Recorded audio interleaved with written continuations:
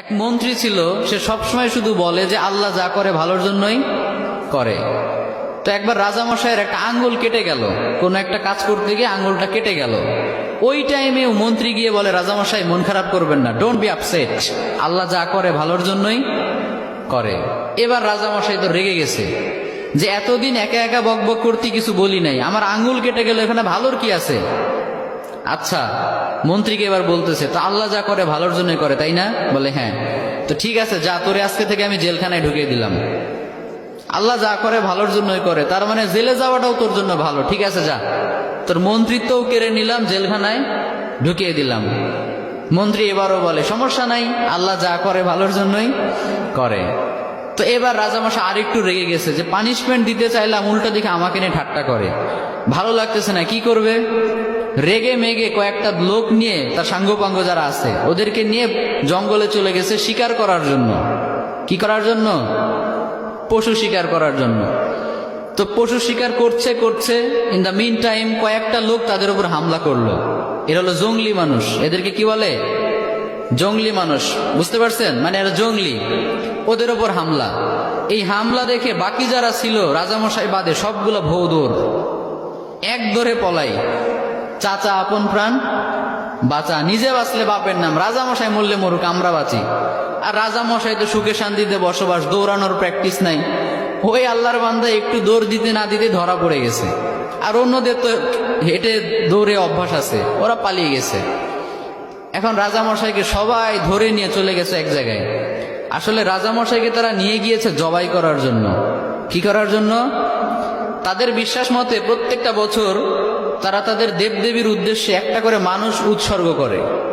তাদের ধারণা হচ্ছে একটা করে মানুষ যদি আমরা প্রত্যেক বছর উৎসর্গ করি দেবদেবীদের জন্য, তাহলে পুরো বছরটা দেবদেবীরা আমাদেরকে সিকিউরিটি দিবে, নিরাপত্তা দিবে।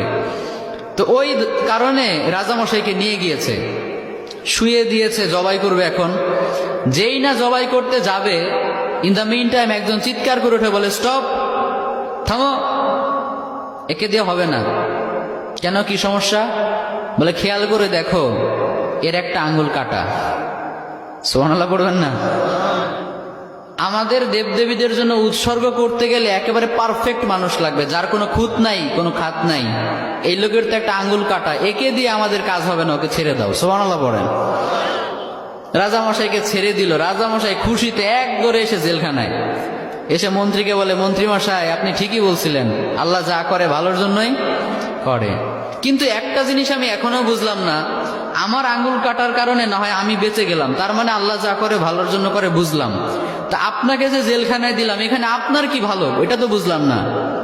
মন্ত্রী মশাই বলে, রাজামশাই এখনো বুঝেন নাই? আচ্ছা বলেন তো, আমি যদি আজকে জেলে না থেকে বাইরে থাকতাম, আপনি শিকার করতে কাকে নিতেন সাথে? বলে, তোমাকেই তো নিতাম।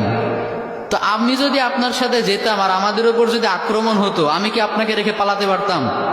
আমি তো আপনাকে নিয়েই পালানোর চেষ্টা করতাম। ফলে দুইজনই যদি ধরা পড়তাম, আপনার আঙ্গুল কাটার কারণে আপনাকে তো ঠিকই ছাড়তো, কিন্তু আমারে তো কোপা সামসু কোপা, কারণ আমার তো শরীরে কোনো খুঁত নাই। তার মানে আল্লাহ আমাকে কয়েক ঘন্টার জন্য জেলে ঢুকিয়ে চিরস্থায়ী মৃত্যুর হাত থেকে বাঁচিয়েছে, পড়েন সুবহানাল্লাহ।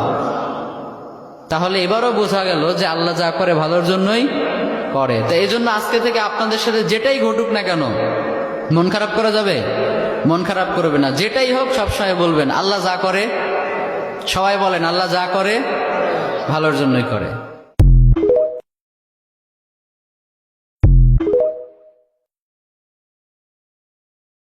এক মন্ত্রী ছিল, সে সবসময় শুধু বলে যে আল্লাহ যা করে ভালোর জন্যই করে। তো একবার রাজামশাইয়ের একটা আঙ্গুল কেটে গেল, কোন একটা কাজ করতে গিয়ে আঙ্গুলটা কেটে গেল। ওই টাইমে মন্ত্রী গিয়ে বলে, রাজামশাই মন খারাপ করবেন না, ডোন্ট বি আপসেট, আল্লাহ যা করে ভালোর জন্যই করে। এবার রাজামশাই তো রেগে গেছে যে এতদিন একা একা বকবক করতে কিছু বলি নাই, আমার আঙ্গুল কেটে গেল, এখানে ভালোর কি আছে? আচ্ছা, মন্ত্রীকে এবার বলতেছে, তো আল্লাহ যা করে ভালোর জন্যই করে, তাই না? বলে হ্যাঁ। তো ঠিক আছে, যা, তোরে আজকে থেকে আমি জেলখানায় ঢুকিয়ে দিলাম।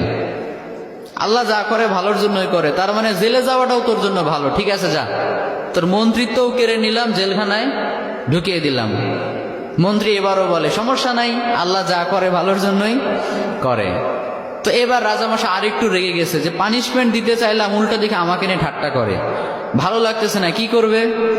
রেগে মেগে কয়েকটা লোক নিয়ে, তার সাঙ্গপাঙ্গ যারা আছে ওদেরকে নিয়ে জঙ্গলে চলে গেছে শিকার করার জন্য। কি করার জন্য? পশু শিকার করার জন্য। তো পশু শিকার করছে করছে, ইন দ্য মিন টাইম কয়েকটা লোক তাদের উপর হামলা করলো। এরা হলো জঙ্গলি মানুষ। এদেরকে কি বলে? জঙ্গলি মানুষ। বুঝতে পারছেন? মানে এরা জঙ্গলি। ওদের ওপর হামলা। এই হামলা দেখে বাকি যারা ছিল রাজামশাই বাদে সবগুলা ভৌ দৌড়, এক দৌড়ে পলাই। চাচা আপন প্রাণ বাঁচা, নিজে বাঁচলে বাপের নাম, রাজামশাই মরলে মরুক, আমরা বাঁচি। আর রাজামশাই তো সুখে শান্তিতে বসবাস, দৌড়ানোর প্র্যাকটিস নাই। ওই আল্লাহর বান্দা একটু দৌড় দিতে না দিতে ধরা পড়ে গেছে। আর অন্যদের তো হেঁটে দৌড়ে অভ্যাস আছে, ওরা পালিয়ে গেছে। এখন রাজামশাইকে সবাই ধরে নিয়ে চলে গেছে এক জায়গায়। আসলে রাজামশাইকে তারা নিয়ে গিয়েছে জবাই করার জন্য। কি করার জন্য? তাদের বিশ্বাস মতে প্রত্যেকটা বছর